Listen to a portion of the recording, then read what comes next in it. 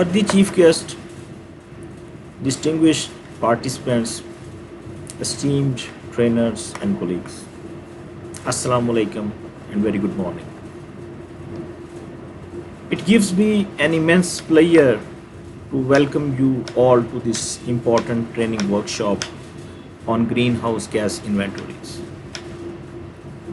As the head of the Global Climate Change Impact Study Center, I am honored to inaugurate this event. I want to emphasize the critical importance of this workshop. You are already aware that robust mechanisms to report on greenhouse gas emissions, progress in achieving NDCs, and adaptation plans are key to achieving ambitious outcomes under the Paris Agreement. GCISC, being the research arm of Ministry of Climate Change and Environmental Coordination, is responsible for submitting biennial update reports, nationally determined contributions, national communications, and greenhouse gas inventories to the United Nations Framework Convention on Climate Change. We can say that greenhouse gas inventories are the linchpin of all the national communications that are required to be submitted under UNFCCC and Paris Agreement.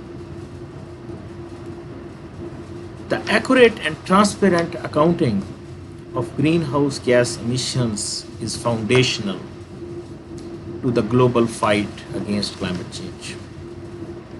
Inventories serve as a critical tool, enabling countries to assess their emissions, track progress towards climate goals, and formulate evidence-based policies. For Pakistan, a country that is highly vulnerable to the impacts of climate change, it is imperative that we strengthen our capacities to develop and maintain robust greenhouse gas inventories. This workshop is not just about acquiring technical knowledge. It is about building community of practice that is committed to the highest standards of transparency and accuracy in climate reporting. It is about empowering each of you to become leaders in your respective fields, contributing to a sustainable and climate resilient Pakistan. Transparency in our actions and communications about our progress are essential to build on this momentum.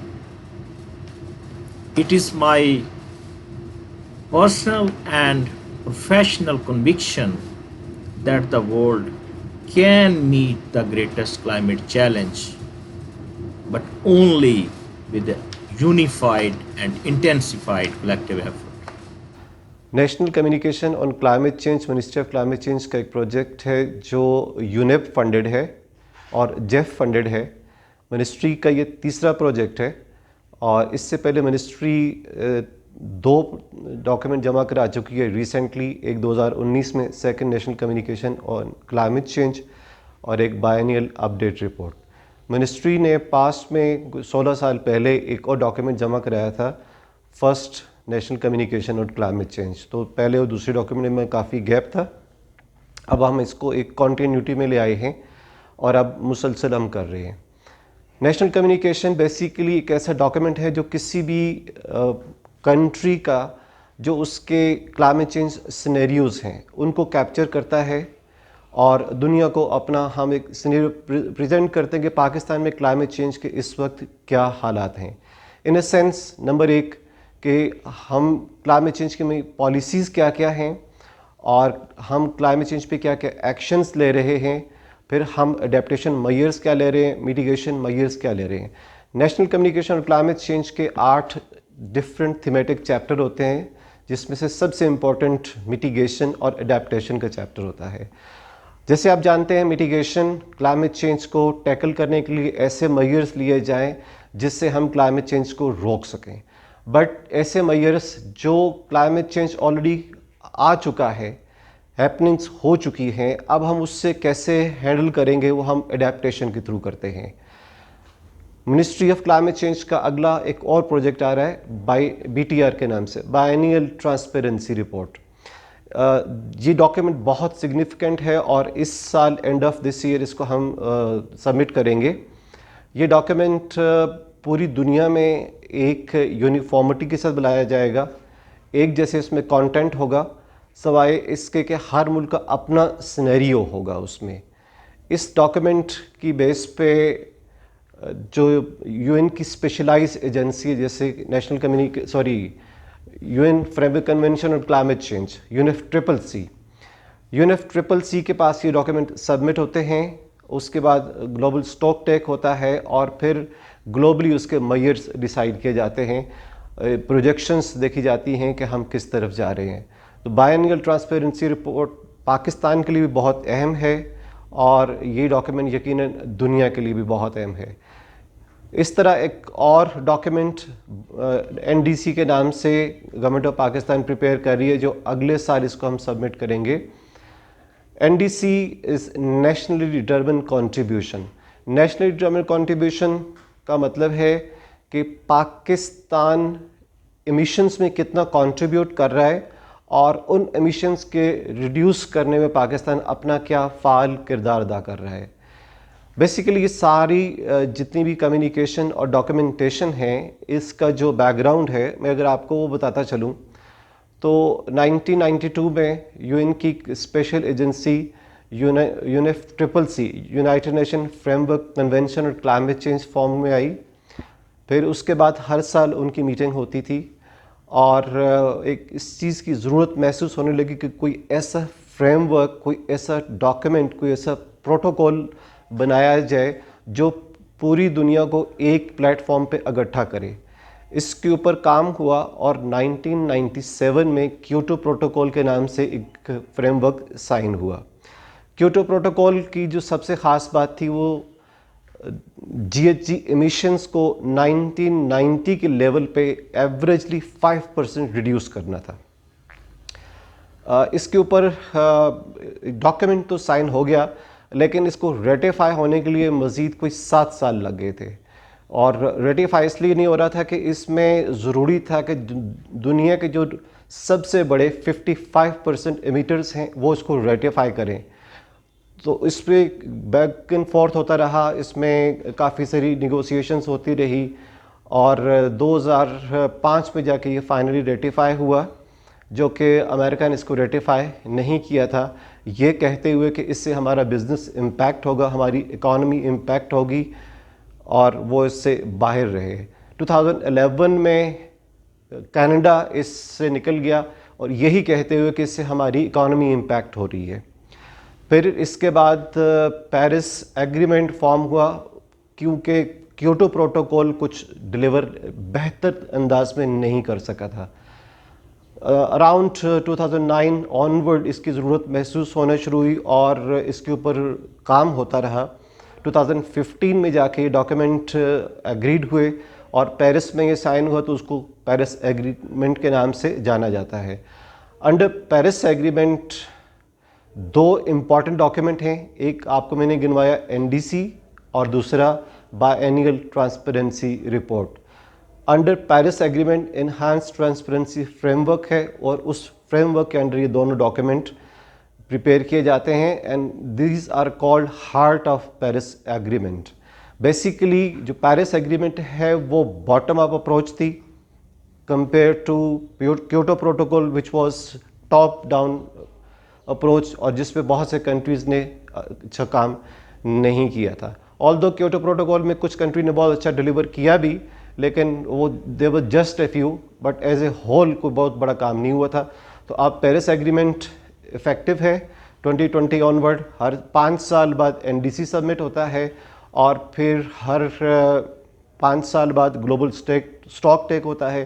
पहला global stock take 2023 में हुआ था और अगला global stock 2028 में होगा। सबसे पहले तो मैं थोड़ा सा global climate change impact study centre के बारे में बताना चाहूँगा कि global climate change impact study centre, जिसको GCISC भी कहते हैं, is the research arm of the ministry of climate change. हम अपनी रिसर्च फाइंडिंग्स की बेसिस पे पॉलिसी फीडबैक भी ministry of climate change and environmental coordination को देते हैं। और additionally GCISC serves as a secretariat for national reporting to the UN convention on climate change, जिसमें हमारे NDCs भी हैं, हमारी नेशनल कम्युनिकेशंस भी हैं, BTRs भी हैं और ग्रीन हाउस गैस इन्वेंट्रीज़ हैं।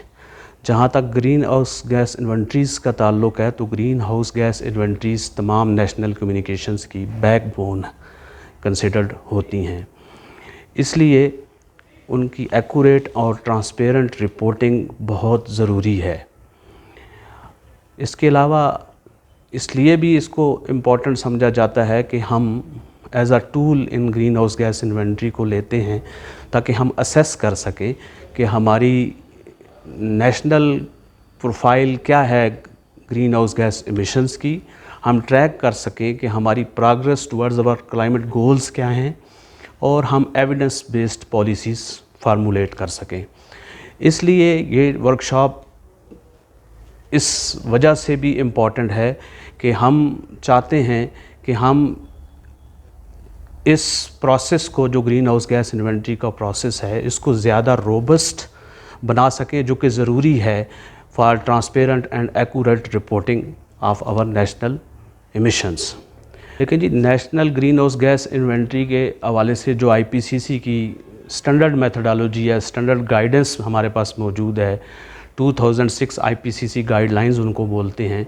उनमें 4 बुनियादी सेक्टर हैं जिन पे हमें अपनी एमिशंस को अकाउंट फार करना होता है या सिक्वेस्ट्रेशंस को अकाउंट फार करना होता है और रिपोर्ट करना होता है, जिनमें एनर्जी सेक्टर है और उसके बाद IPPU सेक्टर है, जिसको हम industrial process and product use बोलते हैं, और इसके साथ ही एफ्लू सेक्टर है, agriculture, forestry and other land use change and the waste sector. इन 5 दिनों में हमने हर डेडिकेटेड डेज़ रखे इन सेक्टर्स के लिए, और इन सेक्टर्स के हवाले से जो IPCC की गाइडेंस है, जो मेथडोलॉजीज़ हैं, जो डेटा नीड्स हैं, उनको डिस्कस किया, पार्टिसिपेंट्स को बताया कि किस तरह से आप IPCC की गाइडलाइंस को यूज़ करते हुए इन सोर्सेज से, और जो कैटेगरीज़ हैं, एमिशन कैटेगरीज़ या एक्टिविटीज़ हैं जो रिस्पॉन्सिबल हैं for emissions from these sectors, उनसे एमिशंस को अकाउंट कर सके। ग्रीन हाउस गैसेस की लिस्ट तो ऑलमोस्ट 6 जो बुनियादी ग्रीन हाउस गैसेस हैं वो तो 3 मेन गैसेस जो हम रिपोर्ट करते हैं, जिनमें कार्बन डाइऑक्साइड है, मीथेन है, नाइट्रस ऑक्साइड है, इसके अलावा क्लोरोफ्लोरोकार्बन्स हैं, सल्फ़र डाइऑक्साइड्स है, नॉक्सेस हैं।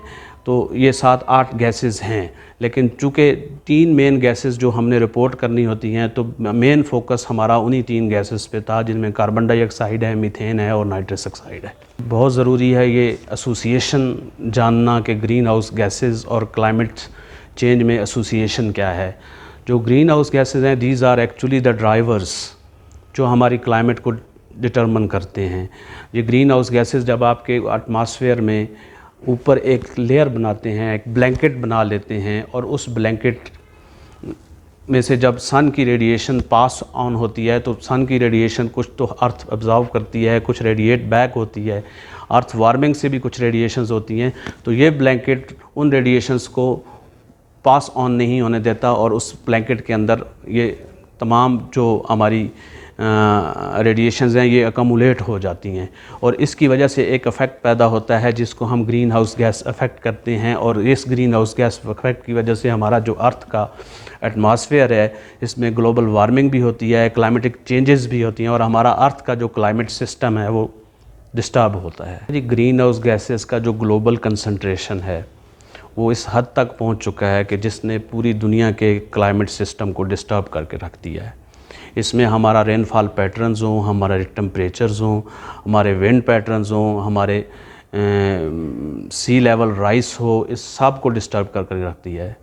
हमारे रेनफॉल पैटर्न्स इतने डिस्टर्ब हो चुके हैं कि पहले जो रेन हम एक साल में हमें रिसीव करते थे, वो अब बाज़ औक़ात ऐसा होता है कि 1-2 दिनों में हम वो रेनफॉल हमें हम रिसीव करते हैं, और हमारे पास एक साल की जो रेनफॉल है वो अगर 2 दिनों में आपके पास हो तो उसको मैनेज करने का इंफ्रास्ट्रक्चर जो है वो हमारा क्लाइमेट कंपैटिबल नहीं है। और इस कंपैटिबिलिटी के ना होने की वजह से जो फ्लैश रन ऑफ है, अर्बन फ्लडिंग है, और जो फ्लड्स हैं जिसमें रीसेंट फ्लड जो 2022 का आपके सामने आया है, ये एक बहुत बड़ी एग्ज़ाम्पल है।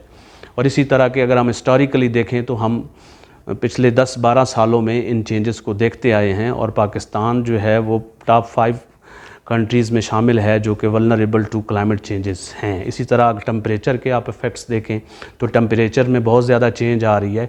ग्लोब का टेम्परेचर तो डिस्टर्ब हो ही रहा है, लेकिन पाकिस्तान का टेम्परेचर ऑन एवरेज ज़्यादा डिस्टर्ब हुआ है, ज़्यादा राइस हुआ है जब हम ऑन एवरेज ग्लोबल टेम्परेचर के साथ कंपेयर करते हैं। और इस टेम्परेचर के इम्पैक्ट्स ना सिर्फ हमारे ग्लेशियर्स पे हैं, हमारी क्रॉप्स पे हैं, डायरेक्ट हैं या इनडायरेक्ट हैं, इवन अब हमारी हेल्थ के ऊपर भी इसके टेम्परेचर के इफ़ेक्ट देखने में आए हैं। हमारी क्रॉप प्रोडक्टिविटी जो है वो डिक्रीज़ हो रही है, हमारे ग्लेशियर्स मेल्ट हो रहे हैं, हमारी क्रॉपिंग पैटर्न्स डिस्टर्ब हो रहे हैं। तो आप ये कह सकते हैं कि हमें हर फील्ड में इस टेम्परेचर के नेगेटिव इम्पैक्ट्स का, क्लाइमेट चेंज के नेगेटिव इम्पैक्ट्स का सामना है। इंटेंसिफाइड कलेक्टिव एफर्ट की ज़रूरत है to deal with this challenge of climate change. इसके लिए हर इंडिविजुअल का एक रोल है। हमें ज़रूरत है कि हम वो तमाम मेजर्स जो एनवायरमेंटल फ्रेंडली हों उनको अडॉप्ट करें, और वो तमाम एक्टिविटीज़ या वो तमाम सोर्सेज जो कि रिस्पॉन्सिबल हैं टू एनवायरमेंटल डिग्रेडेशन और जो कंट्रीब्यूट करते हैं ग्रीन हाउस गैस एमिशंस में, उनको रिड्यूस करें। हमें मिटिगेशन एफर्ट्स की तरफ और अडाप्टेशन एक्शंस को अडॉप्ट करना होगा, ताकि हम अपने जो मैंने पहले आपको बताया कि जो हमारे पेरिस एग्रीमेंट्स में जो हमारे एम्बिशियस आउटकम्स हैं उनको अचीव कर सकें। इन्वेंट्री में जी 4 मेजर सेक्टर हैं। सबसे पहले एनर्जी सेक्टर है, दैट आल्सो इंक्लूड ट्रांसपोर्टेशन। तो यहाँ पे हम फ्यूल की कंबस्शन को डिफरेंट एरियाज ऑफ इकोनॉमी में देखते हैं। उससे आगे एग्रीकल्चर सेक्टर है, that is called agriculture, forestry and other land use. Pakistan जैसे कंट्री के लिए ये एक काफ़ी इम्पोर्टेंट सेक्टर है। Then industrial processes and product use, जो इंडस्ट्रियल प्रोसेसेस से एमिशंस होती हैं उसको हम इस सेक्टर में देखते हैं।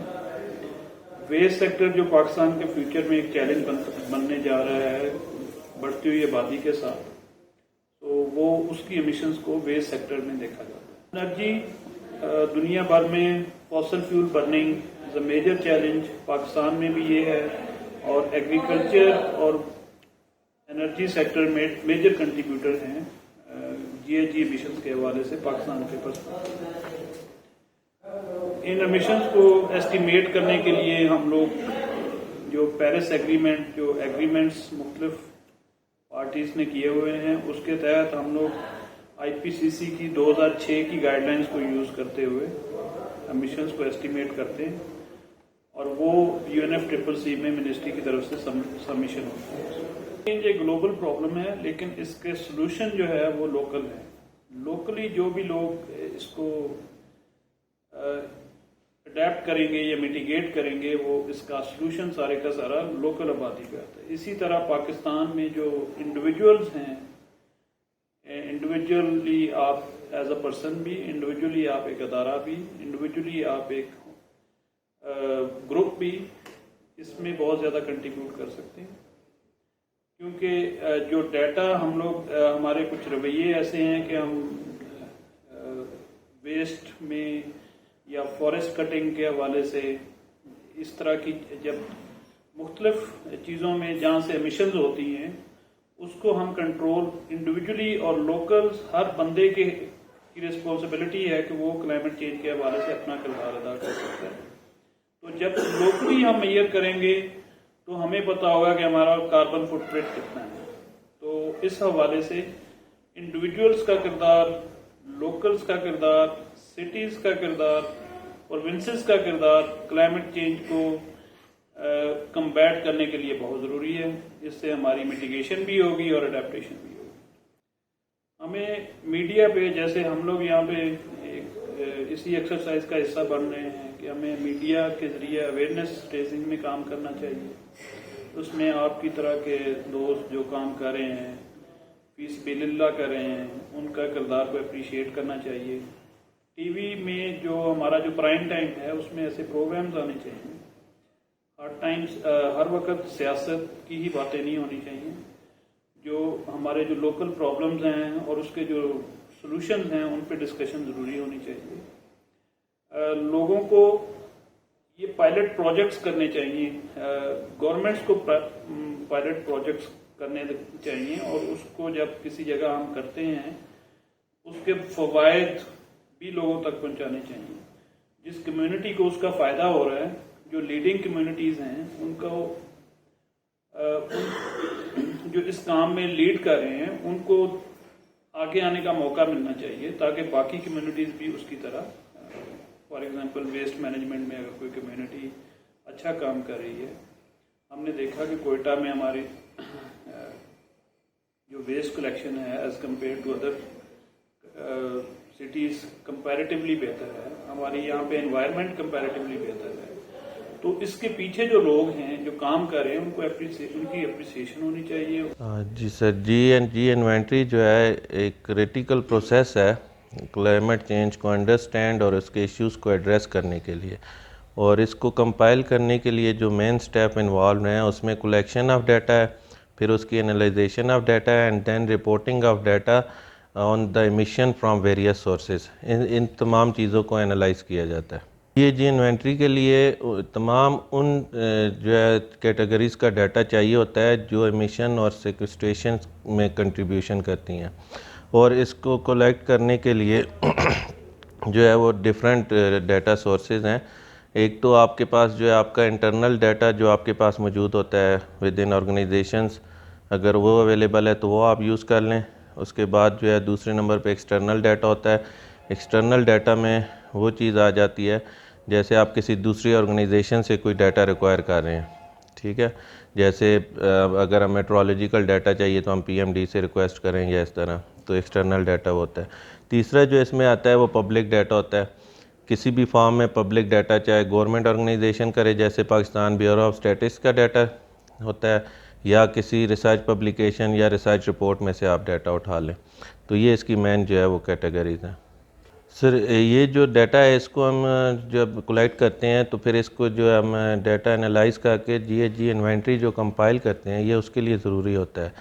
और जी जो इन्वेंट्री है अगर आप चाहते हैं कि वो आपकी रिलायबल और ट्रांसपेरेंट हो तो उसके लिए आपका डाटा का जो है वो रिलायबल और एक्यूरेट होना बहुत ज़रूरी है। तो इसलिए सर ये जो मैं बात कर रहा हूँ डाटा के ऊपर, ये बहुत ज़रूरी कंपोनेंट है जी इन्वेंट्री का। सर ये जो ग्रीन हाउस गैसेज हैं ये एक डिफरेंट जो हम करते हैं इन्फ्लुएंस करते हैं डिफरेंट जो है वो उसमें, तो उससे जैसे इंडस्ट्रीज़ का है तो उससे जो इंडस्ट्रीज से एमिशंस होंगी तो ये वो गैसेज हैं। CO2 हो गई सर, मीथेन हो गई सर। तो ये जो एमिशंस होती हैं डिफरेंट सोर्सेज है, चाहे एनर्जी सेक्टर से हो गई, चाहे एग्रीकल्चर से हो गई, चाहे इंडस्ट्रियल सेक्टर से हो गई, चाहे वेस्ट सेक्टर से हो गई। तो सर इन सेक्टर से जो भी एमिशंस होती हैं ना तो वो GHG गैसेस के तौर पे जाती हैं और इसकी हम इन्वेंट्री जो है वो कंपाइल करते हैं। इसमें तो एक जो मेन प्रॉब्लम्स आती हैं डाटा अवेलेबिलिटी कि आया जो हमें डाटा चाहिए वो पूरी सीरीज़ की फॉर्म में अवेलेबल है भी कि नहीं, सबसे मेन प्रॉब्लम इसमें ये होती है। उसके बाद अगर डाटा अवेलेबल है तो फिर सेकंड जो ऑप्शन आ जाती है कि डाटा एक्यूरेट है कि नहीं, हमने ये भी चेक करना होता है। उसकी डिफरेंट टेक्निक्स होती हैं, उस पर हम अप्लाई करके चेक करते हैं कि डाटा एक्यूरेसी है कि नहीं। उसमें फिर नेक्स्ट आ जाता है कि कंसिस्टेंसी, कि आपका डाटा कंसिस्टेंट भी होने चाहिए। उसके बाद फिर जो हम डाटा अगर ये सारी चीज़ें आ जाएं उसके बाद जो हमें चाहिए होता है वो डाटा मैनेजमेंट चाहिए होती है कि आप डाटा को मैनेज कैसे कर रहे हैं, किन सोर्सेज से डाटा ले रहे हैं और कहाँ से ले रहे हैं, किस ऑर्गेनाइजेशन से ले रहे हैं, उनका नाम, कांटेक्ट और पूरी डिटेल हमें चाहिए होती है डाटा मैनेजमेंट के लिए, ताकि एक प्रॉपर रिकॉर्ड जो है वो कायम किया जा सके। तो ये सारी जो है वो आती हैं डिफ़िकल्टीज डाटा कलेक्शन में, कि ये सारी जब डाटा मैनेज कर लेते हैं उसके बाद हम डाटा की वैलिडेशन करते हैं कि आया डाटा जो है वैलिडेट करता है कि डाटा बिल्कुल जो हम जिस तरह चाह रहे हैं उस मुताबिक है कि नहीं, जिस तरह IPCC की गाइडलाइंस हैं उनको फॉलो कर रहा है कि नहीं। फिर डाटा की क्लीनिंग भी इसी प्रोसेस का ऐसा है। और फिर जो अभी आपका क्वेश्चन है कि इसका जो है गवर्नमेंट को या आवाम को क्या फ़ायदा है, तो सर ये जो क्लाइमेट चेंज हो रहा है उसकी जो मेन जो कंट्रीब्यूशन है वो ये गैसेस करती हैं। CO2 हो गई, मीथेन हो गई। सर जितनी ये गैसेस जो हमारी ह्यूमन एक्टिविटीज़ ज़्यादा होंगी और जितनी हम इनसे ये गैसेस, ये ग्रीन हाउस गैसेस का अखराज होगा, तो ये ग्लोबल वार्मिंग को कंट्रीब्यूट करेंगी।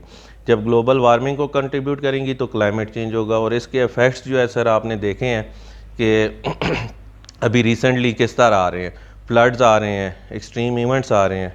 तो ये सारा जो है सर इसको एनालाइज़ करने का यही फ़ायदा है कि जब हम इसको एनालाइज़ करेंगे और इन एमिशंस को कंट्रोल करने की कोशिश करेंगे तो ये जो है ग्लोबल वार्मिंग और क्लाइमेट चेंज को हम कुछ हद तक कंट्रोल करेंगे। बड़ा अच्छा सवाल किया आपने। GIS and remote sensing basically एक जियोस्पेशल टेक्नोलॉजी है जो कि मुख्तलिफ प्लेटफॉर्म्स के सेंसर से डेटा कलेक्ट करके ज़मीन के सतह पे जितनी भी फीचर्स हैं, एग्रीकल्चर हैं, फॉरेस्ट हैं, अर्बन्स हैं, माउंटेन्स हैं, जो भी इकोलॉजी हैं, उसको सेंस करके उसके डेटास को इंटरप्रेट करके इमेज की शक्ल में हम उसको पोर्ट्रेट कर सकते हैं। जो डेटा सेट्स हैं वो बेसिकली जितनी भी मेजर कंपोनेंट्स है, ख़ासकर जो क्लाइमेट चेंज में इसका बड़ा रोल है, फॉरेस्ट हैं, एग्रीकल्चर हैं, लैंड यूज़ चेंजेस हैं, अर्बन प्लानिंग्स हैं, एनर्जी है, इंडस्ट्रीज़ है, ट्रांसपोर्टेशन है, वेस्ट मैनेजमेंट है, उसके डेटास को हम मुख्तलिफ़ टेक्निक्स जैसे उसमें से रिग्रेशन मॉडल्स है, मशीन लर्निंग्स है और रैंडम फॉरेस्ट हैं और भी कुछ क्लासिफिकेशन उसके हैं, कुछ सुपरवाइज्ड, अनसुपरवाइज्ड, कुछ ऑब्जेक्ट बेस्ड है। तो उस टूल्स और टेक्निक्स को, इसके जो टूल्स हैं वो हैं ArcGIS हैं, QGIS है, ENVI है, ADAS इमेजन है। उसमें जितनी भी सेटेलाइट्स की इमेज को हम प्रोसेस करके हम इनकी इंफॉर्मेशन ले सकते हैं। अगर हम स्पेसिफिक टेक्निक्स जो आप बता रहे हैं, ये रिग्रेशन मॉडल्स, ये मशीन लर्निंग एल्गोरिथम्स, ये डीप लर्निंग मशीन्स और ये रैंडम फॉरेस्ट, इस स्टैटिस्टिकल एनालिसिस को हम टूल्स को लेके हम इसके डेटा को इंटरप्रेट कर सकते हैं। बेसिकली कुछ टेक्निक्स जो हैं, अभी कल मैं बता रहा था कि वेस्ट मैनेजमेंट में कुछ टेक्निक्स हैं, कुछ गैस मॉडलिंग भी उसमें हैं, कुछ और भी वेस्ट जो है मैनेजमेंट, लैंडफिल्स के जो मॉडलिंग हैं, और भी अगर आप उसके टेक्निक्स की बताएं तो हर एक क्लास का अपना एक टेक्निक से, अगर हम एग्रीकल्चर्स का लेना चाहेंगे तो उसके लिए अलहदा, और फॉरेस्ट के लिए जो अगर हमने विजुअल इंटरप्रिटेशन ली हो तो उसका अलहदा टेक्निक्स हैं।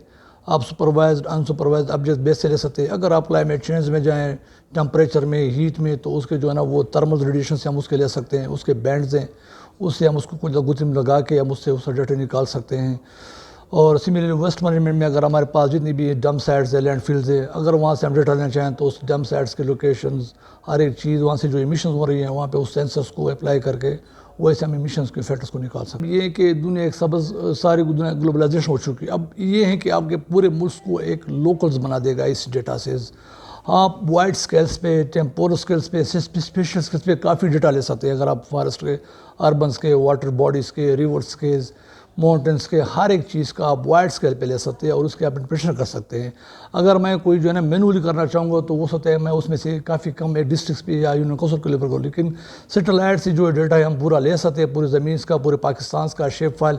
इसके अंदर हम जिसमें इंटरेस्टेड हो, जिस भी कंपोनेंट्स में, जिस भी सेक्टर्स में हो, हम उसका मज़ीद डेटा जो है ना वो फ़र्द जो है ना वो क्लासीफाई करके हम उससे अपने जो है वो रिजल्ट ले सकते हैं। चाहे आप उसके जो है ना वो लैंड यूज़ चेंज में आ रहे हो, या चाहे वो जो है ना वो गैसेस चेंज में आ रहे हो, या चाहे वो जो हीट थर्मल टेम्परेचर में आ रहे हो। एक बड़ा अच्छा सवाल किया, क्योंकि इस सवाल जो हमारे पॉलिसी प्लानिंग्स और डिसीजन सपोर्ट सिस्टम की तरफ ले जाएगी। पहले हम ये होना चाहिए कि बलूचिस्तान में जो चैलेंजेस हैं, अपॉर्चुनिटीज़ किस टाइप्स के हैं, एग्रीकल्चर को, फॉरेस्ट को, लाइव स्टॉक को, फिर वहाँ पे जो थ्रेशोल्ड लेवल है, वल्नरेबिलिटी कहाँ पे ज़्यादा है, जिसको हम प्रोटेक्ट करके जी पहले यहाँ पे हम होना चाहिए। तो लिहाजा कहाँ पे आपके पास ग्राउंड वाटर शेलो हैं, कहीं आपके पास जो है ना वो कभी डीप पे जा रहे हैं, कभी उसकी वाटर क्वालिटी ख़राब है, कभी साइज़ की फर्टिलिटी नहीं है, कभी कभी जो है ना वो रेन लैंड सी नहीं हो रही है, कई मतलब मुख्तलिफ़ किस्म के, कई जहाँ पे लैंड स्लाइड्स हो रही है, लैंड डिज़र्टिफिकेशन हो रही है। तो वो सारे बलूचिस्तान के अगर आप उसके जो स्पेशल मैपिंग बना दे कि जी यहाँ पे हमारे पास पोटेंशियल्स हैं क्रॉप्स के, यहाँ पे नहीं, यहाँ पे इस टाइप्स के फॉरेस्ट के हैं, तो लिहाजा हमने सर्टिफिकेशंस करनी है, सेगमेंटेशन बनानी है पूरे लैंड्स की बलूचिस्तान की, जहाँ जहाँ पे जिस क्रॉप्स की जिस टाइप्स की इंसेक्टिव इंटरवेंशन की जो है ना पोटेंशियल मौजूद है, हमें वहाँ पे जाना चाहिए। अगर कई हो सकता है हमारे पास कहीं पे पानी ना हो, लेकिन वहाँ पे लैंड बड़ा फर्टाइल हो, क्रॉप्स की बड़ी बोस्टिंग हो सकती है, लेकिन पानी ना हो या पानी क्वालिटी, फिर वही पे हमने कुछ ऐसी चीज़ लगानी चाहिए जहाँ पे लो वाटर रिक्वायरमेंट्स के जो क्रॉप्स लग सकते हैं। कहीं हमारे पास जो है ना पानी ज़्यादा हो तो मुझे कहीं में कोई इंटेंसिव क्रॉप लगानी चाहिए। तो लिहाजा ये पहले हमारे पास पूरी इन्फॉर्मेशन जो स्पेशली पूरा होना चाहिए पूरे बलूचिस्तान के, हमारे पास एक मैप हो कि जी ये चीज़ है और ये हमारे पास जो, फिर आप उसके बेसिस पे, जब मेरे पास पहले आप बताएं कि चैलेंजेस हों, ये बलूचिस्तान के चैलेंजेस हैं, इसके बेसिस पे मैं ये अपॉर्चुनिटीज़ को डेवलप कर सकता हूँ। उस अपॉर्चुनिटी के मेरे पास फिर कौन सा मैकेनिज्म हुआ ताकि मैं इसको सोल्यूशन की तरफ लेके जाऊँ। ये एक ट्रेनिंग है global climate impact studies centre, जो कि ministry of climate change Islamabad का एक हिस्सा है, और यहाँ पे बलूचिस्तान में Balochistan environmental protection agency as a collaborator उनके साथ ये ट्रेनिंग अरेंज कर रहे हैं। ट्रेनिंग बेसिकली है ग्रीन हाउस गैसेस की इन्वेंट्री बनाना, उसके एक डेटा कंपाइल करना, जो कि हम इंटरनेशनली जो UNFCCC है या पेरिस एग्रीमेंट, उसका हम रेगुलर जो रिपोर्टिंग करते हैं कि नेशनल लेवल पे हम क्या कंप्लाइंस कर रहे हैं, जो इंटरनेशनल हमारे ऊपर एप्लीकेशंस हैं। तो ये ट्रेनिंग हमारे जो मुख्तलिफ डिपार्टमेंट्स हैं जो प्रोजेक्ट्स करते हैं जहाँ से पोटेंशियल एमिशंस होती हैं, जैसे PND के लोग यहाँ पे थे, यहाँ पे PHE वासा के लोग थे, इरिगेशन, एग्रीकल्चर और सिविल सोसाइटी ऑर्गेनाइजेशन, ये सारे लोग मौजूद थे। तो इस ट्रेनिंग का मकसद ये था कि जो लेटेस्ट साइंस मौजूद है कि किस तरीके से हम ग्रीन हाउस गैसेस एमिशंस जो हो रही है, जो ग्रीन हाउस गैसेस में ज़्यादातर हमारे ऊपर जो रिपोर्टिंग हम लोग करते हैं उसमें कार्बन डाइऑक्साइड की करते हैं, मीथेन की करते हैं और नाइट्रस ऑक्साइड की करते हैं।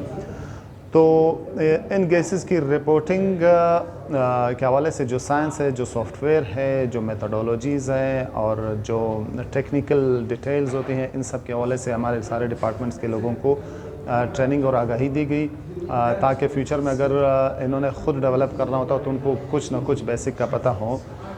थी बड़ी इंपॉर्टेंट ट्रेनिंग, हमें ज़रूरत है, बैनुल अक़वामी लेवल पे इन चीज़ों की काफ़ी अहमियत है, और Pakistan as member country to the Paris agreement हम सब के लिए लाजिम है। इस मद में हम मुख्तलिफ़ प्रोजेक्ट भी डिज़ाइन कर सकते हैं अगर हमें कुछ चीज़ें बेसिक का पता हो, GFG कैलकुलेशन और इसकी वेरिफिकेशन और वैलिडेशन का पता हो। तो ये एक साइंस है, एक टेक्निक है एनवायरनमेंट और क्लाइमेट चेंज की दुनिया में।